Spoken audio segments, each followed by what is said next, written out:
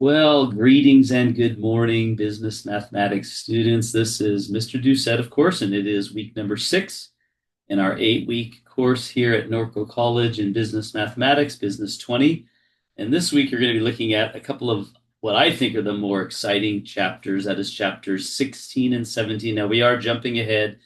We did 12 and 14 last week. 12 was on annuities. Chapter 14 was on mortgages, which chapter 14 was completely different than what we had been doing up to this point. And then we're going to skip 15 and talk about it a little bit next week. But this week we're going to focus on inventory and depreciation, which both have to do with your financial statements, most notably your income statement, but they're reflected on your balance sheet as well.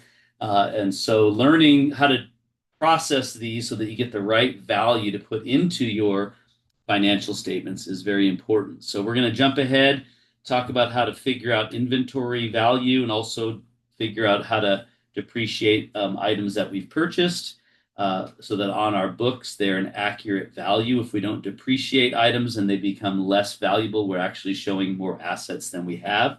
So we'll be showing you how to calculate inventory and how to bring about depreciation of assets that you've purchased. And these are both very important when it comes to, again, your financial statements and really the health and true value of your business. So these are both really interesting. They're completely different from one another. They're also completely different from anything that we have done before. So make sure you watch the videos that I've put together on this and understand the different methods. And by the way, there's many different ways to do inventory, and there's very many different ways to do appreciation. I only covered like the 3 or 4 most common, but there are other ones that you do, especially if you get into retail business. There's all kinds of ways of depreciating and all that that are different than what maybe other companies do. So if you get into retail, it might be a little different. But nonetheless, this is kind of the concepts of how you do inventory and depreciation. So that's what we'll be looking at. I'm going to go ahead and stop sharing my screen here and go to our class in Canvas. So here we are in the class. Actually, we're going to go to the home screen. And so here we are. We're in module number 2.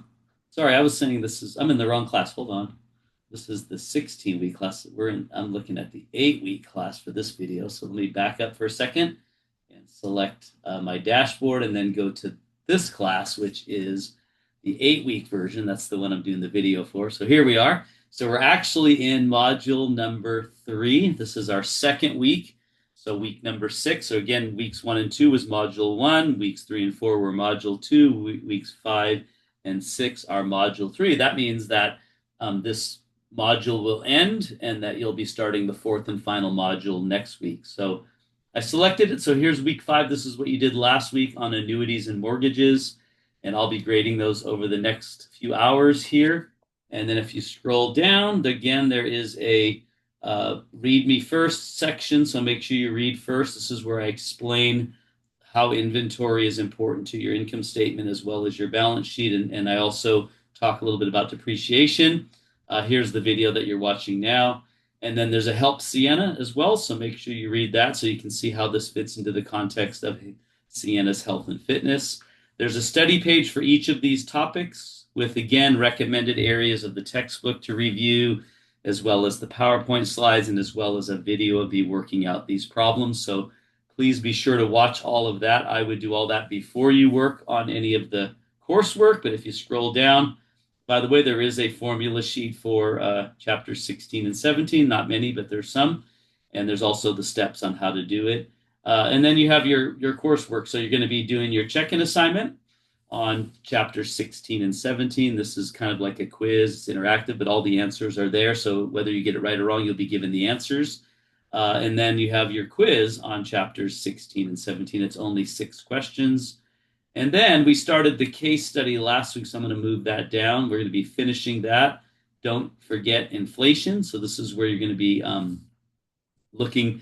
You need a certain amount of money in the future, but you have this much now. So what's it going to take to get that money in the future? And then also what's it going to be worth with inflation? If it costs me this much today, in a few years because of inflation, it's going to cost me more. So I need to first figure out how much more is it going to cost me. And then I need to do a sinking fund in order to figure out how much do I need to put in savings today or over a period of time in an annuity in order to have that money in the time that I need it. So that's kind of what you're going to be solving for. So remember, it's two parts. First, you're going to figure out what is the money today going to be worth in the future, and that's going to be your new amount that you're going to need. And then you're going to need to do a sinking fund in order to get that amount in the 5 years that you're going to be putting away for it. So it's two parts. Make sure you get both parts. But that's going to be it. And then, so again, you have your check-in assignment, you have your quiz, and then you have continue on or finish that discussion post for this week. And then we will be moving again into the last module starting in week 7. And we'll be looking at financial statements, statistics, and then a little bit on investing in the last week. So we're wrapping it up quickly. Keep up the good work. Don't fall behind. I graded all of everything up to this point. I have just this week's to grade, so I'll be doing that over the next couple of days. Hopefully today I'll get it all done. And be looking for where you're at with your grade. If you missed assignments, I don't necessarily close anything, so you can go back and redo it. The only thing that closes is the check-in assignments. So make sure you do those every week. But everything else is open, so if you missed it, you can go back and still get credit. But again, the check-in assignments are not, so you can't make those up. All right, that's it. Have a great week. If you need anything from me, please don't hesitate to reach out to me either during my office hours or via text or email, and we can work out the problems together. So have a great week. See you soon, or you'll see me soon.